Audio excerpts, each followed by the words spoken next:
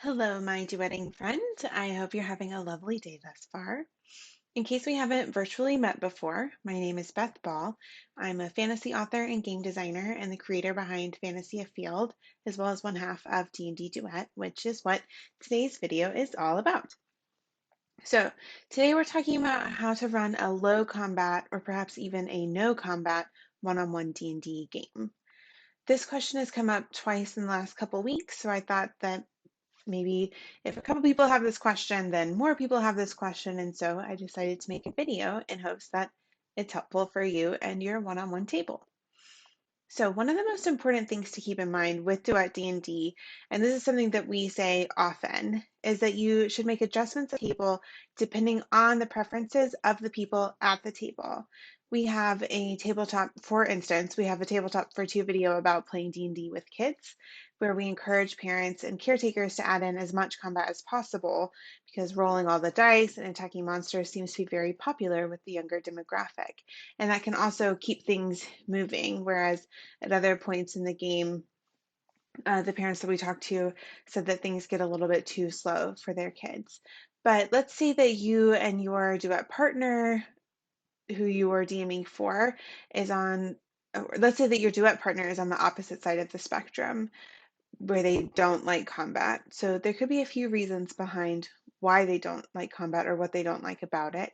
Perhaps they don't like that it slows down gameplay, which I realize is the exact opposite of what I was just saying. But I think if you're a caster with lots of spells or you're trying to decide and you're very meticulous, it can take a while. Or maybe you're used to, maybe your player is used to group games where combat does tend to go a little bit slower. Maybe they don't like the idea of using violence to solve problems, which I think is understandable. Or maybe they don't enjoy the mechanics of their PC in combat or the combat mechanics in general. It's also possible that they simply prefer the other aspects of D&D and would like to keep combat to a minimum. So if this describes your player, what do you do?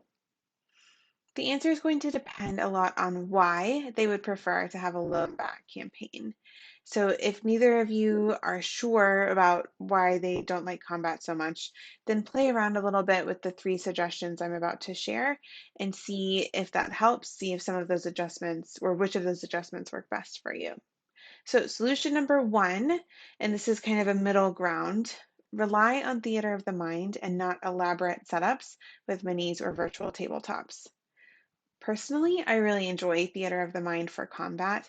It helps me be more creative, and I feel like I can contribute to the environment with the combat and where combat is taking place, as well as I feel like I do better at describing what my character is doing because it's all happening in a conversation exchange between me and my duet partner.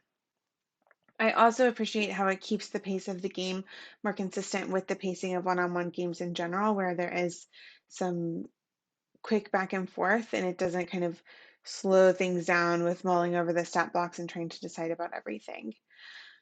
There are also plenty of times where you just don't need to pull out the combat map and minis and you can end the combat with just a few rolls. And so I think that embracing the different types of combats where maybe you have things set up for something that's a little bit more involved or more high stakes and keeping things theater of the mind for a lower stakes combat can be really nice just for variety as well as speed.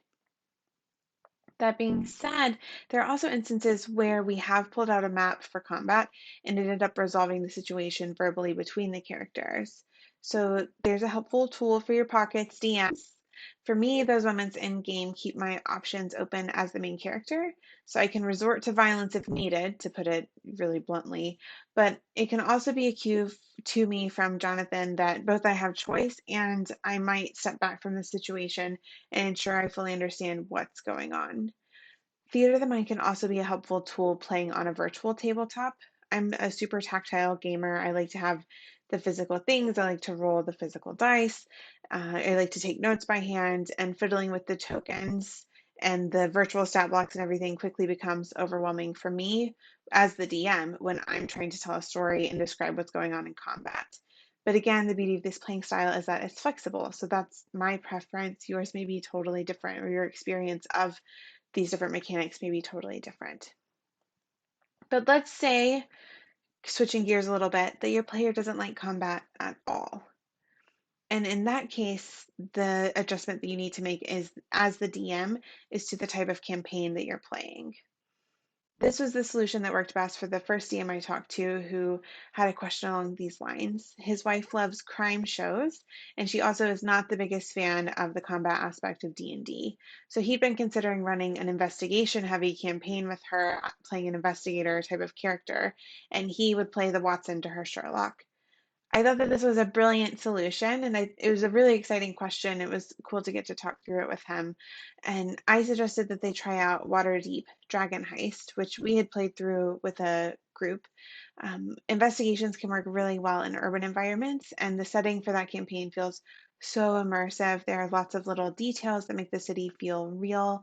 And I also recommended, I know Jonathan liked the adjustments that I think it's Justin Alexander suggested on the Alexandrian. If you just Google the Alexandrian Waterdeep Dragon Heist, that should pull it up. And that helps you use more of the book too, is my understanding. I couldn't read it because I was a player and that would have been cheating. So anyway, I'll let you and Google figure that out. But setting up her character as an investigator is one type of solution along those lines. As you can imagine, I'm sure that there are lots of others. But that leads me to solution 3, which is to adjust the PC's class, subclass, and stats to help the narrative frame fit with their preferences. The second DM that I spoke to was telling me about how his partner doesn't like combat or violence at all. It doesn't matter if the monster is evil, she doesn't want to fight it. And I think that that's perfectly reasonable, and it's definitely going to create an interesting campaign for them with lots of creative problem solving for both of them. And I think that that's exciting and interesting too. I suggested that she try out maybe a Circle of the Shepherd Druid for her character for if and when combat did come up. She can cast Conjure Animals and let the spectral Feywild companions deal with whatever the party has encountered, and then they float happily on back to the Feywild, or that's how we read the spell at our home table, and that's something that one of my PCs uses pretty often. I love that spell anyway, but I just think it's nice, like, hey, I need your help. You kind of call in the animal spirits and then send them really back on their way, and they just go back to whatever they were doing in the Feywild. I also think that a high wisdom or charisma character would work really well with something like this. So let's assume that your character has adjusted to a world with monsters roaming around the wilds, and they've adapted to this scenario by being hyper vigilant and or incredibly persuasive. That way you maintain the PC's flexibility, which is key to the PC in a duet campaign, but you also set the player up well for the type of game they prefer. And this is one of those things where you and the player are working together instead of working against one another. So we want to set the players up to have the best campaign as possible. And of course, you still want them to run into challenges, but they don't need to be hampered in the challenges that they are wanting to encounter. Um, we're trying out something along those lines in our new home campaign right now. Jonathan's playing a Swarmkeeper Ranger named Owen, and he's primarily been traveling in his favored terrain. So he and his companion Seraphina have successfully avoided most of the combats I've thrown their way because Owen's perception and awareness are high enough that he is aware of the creatures they come across before the creatures realize that they're there. So they can hide or go around or just make different decisions. And so that's been cool to present Jonathan with several different instances of, hey, do you want to attack this thing or do you want to do something else? And I just leave that something else really open to him and to Owen. And if you'd like to find out more about that campaign, I'm doing calling campaign sketches updates on our Patreon. So for the Story Conclave, which you can find at patreon.com/Grove Guardian Press. The final thing that I'll say here is that if the player doesn't mind combat, if it's clear that the creature they're fighting either isn't experiencing pain or that the creature is causing or is going to cause harm to others, then I'd encourage you to check out our Land of Vampires Stepping into Shadow campaign. Ooh. There's a lot of RP potential in each of the chapters and locations, so the PC can avoid combat if they wish. And there are also plenty of undead who the player may not feel the same qualms about attacking as they would someone who's still living. So I hope this has given you some interesting things to think about and maybe to try out in your duet games.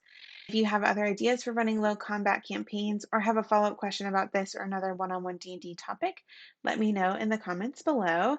Please like and subscribe to our channel and happy adventuring!